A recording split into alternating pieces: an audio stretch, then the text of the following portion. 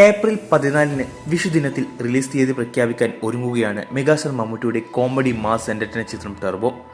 കേരളത്തിലും പുറത്തും വമ്പൻ റിലീസ് ലക്ഷ്യമിടുന്ന ചിത്രത്തിന്റെ റിലീസ് തീയതിയുമായി ബന്ധപ്പെട്ട് ഇതിനോടകം പുറത്തുവന്ന റൂമറുകൾ പ്രകാരം മെയ് 9, ജൂൺ 13 എന്നീ 2 തീയതികളാണ് പരിഗണനയിലുള്ളത്.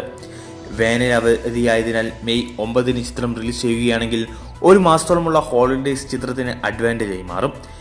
അതേസമയം ജൂൺ 13 ബക്രീദ് റിലീസായി ടർബോ തിയേറ്ററുകളിൽ എത്തുകയാണെങ്കിൽ ഗൾഫ് രാജ്യങ്ങളിലെ അവധി ദിനങ്ങൾ ചിത്രത്തിന്റെ ബോക്സ് ഓഫീസിൽ മികച്ച കളക്ഷൻ നേടിക്കൊടുക്കും.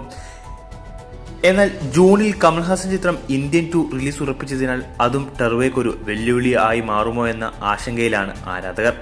ഇതിൽ അണിയർ പ്രവർത്തകർ എന്ത് തീരുമാനമെടുക്കുമെന്ന് കണ്ടു തന്നെ അറിയാം. മറ്റന്നാൾ മിക്കവാറും ടർബോയുടെ റിലീസ് തീയതി അടങ്ങുന്ന ടീസറാവും അണിയർ പ്രവർത്തകർ പുറത്തുവിടുക. മമ്മൂട്ടി കമ്പനിയുടെ ബാനറിൽ മമ്മൂക്ക നിർമ്മിച്ച ചിത്രം എന്ന നിലയിൽ വലിയ പ്രതീക്ഷയാണ് ടർബോയിലുള്ളത്.